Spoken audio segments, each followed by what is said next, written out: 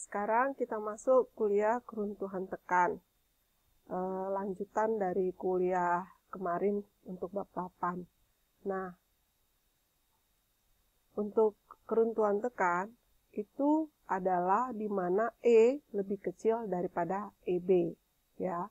Nah, kalau kita perhatikan bahwa nanti sumbu netral akan bergerak ke atas mendekati tulangan tarik menambah luas daerah tekan sehingga jarak sumbu netral dari serat tekan beton akan melebihi jarak dari kondisi seimbang. Nah, itu indikatornya ya, di mana E lebih kecil dari EB. Kita langsung masuk ke contoh yang ada di buku kita, contoh 84. Itu di halaman 168. Di situ tahapannya kita setelah mengetahui bahwa dari contoh 82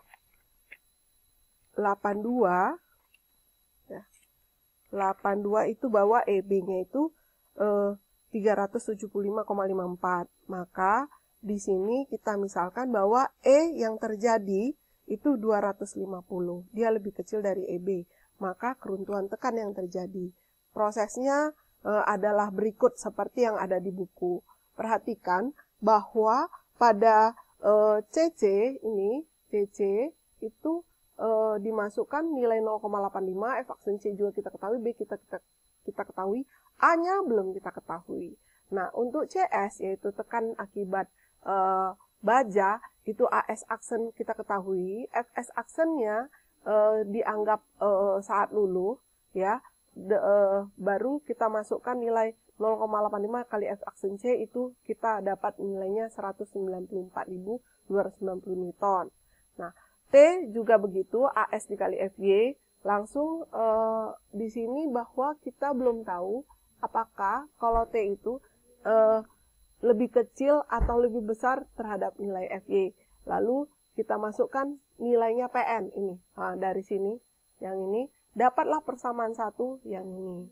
Lalu kalau kita ambil penjumlahan momen, ya kan, itu di tahapan itu kan sudah kita perhatikan, dia kasih rumus, nanti dapatnya rumusnya itu ini. PN sama dengan seper E aksen dikali CS D kurang A per 2 tambah CS kali D kurang D aksen. Ini sampai sini aja rumusnya ya. Nah, E aksen itu adalah E tambah D double aksen ya. E kita yang 250 yang ditetapkan tambah D double aksen. D double aksen kita itu kemarin kan ngitungnya adalah dari nilai D-nya 485 dikurang H per 2, 250. Jadi dapatnya 210. Itu nilai E aksennya 460. Itu dimasukkan ke persamaan ini. Semua yang kita ketahui. Ya kan? Nah, dari nilai ini yang sudah kita hitung, CC. Nah, ini. Nah, A-nya masih dicari. Begitu juga dengan nilai CS ini yang kita input kemari, diperolehlah nilai PN. Nah, ini. Jadi ada dua persamaan seperti ini. Nah, karena dua persamaan, itu kita asumsikan nilai C. Kalau C, misalnya pertama ini kan kita belum dapat ini 338. Misal kita masukkan nilai 300. Nah, 300 itu yang nilainya lebih besar dari 291. Kan C dari soal 82 kan CCB-nya, CB-nya, C balance-nya 291. Ya. Makanya 0,85 itu karena beta satunya di bawah 28 ya. Nah, itu 0,85 dikali dengan C kali 300 awalnya. Ini misalnya 300 ini. Dapatnya sekian. Lalu dapat nilai PN1. Nah, hitung lagi ini. Nah, nanti dapat yang dari A yang kita misalkan dari yang sini itu. Kan dapat ini A-nya.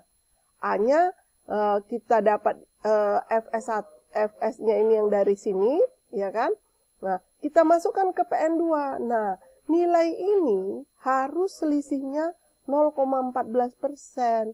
Jadi kita perlu mencoba-coba di sini. sampai nilainya 0,14%. Itu kan ada ketentuan di halaman 168, ya kan? Di tahap 6, di situ tertulis selisih PN1 dan PN2 kurang lebih 1%. Jadi nggak boleh lebih dari 1%. Jadi dicoba-coba. Nah, ini perhitungan ini dicobalah nilai 338, ternyata selisih PN1 dan PN2 itu 0,14%. Jadi diperolehlah PN-nya 2652. Nah, setelah dapat PN-nya, kita hitunglah berapa nilai MN-nya. Nah, hitung lagi cek apakah dia lulu atau tidak. Nah, dia ternyata lulu. Nah, kalau lulu, ya kan, berarti FY-nya sama dengan FS-nya sama dengan FY.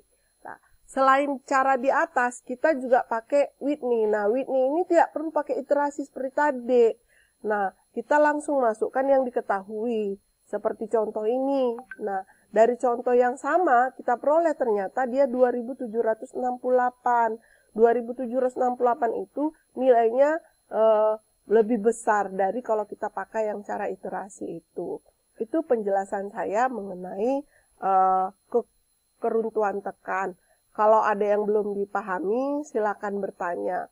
Nah, kalau nanti ini akan saya share MATCAD-nya. Coba nanti kamu pelajari dan ketik. Saya akan menjelaskan juga. Nanti coba ketik dan pelajari, ya. Demikian kuliah untuk keruntuhan tekan.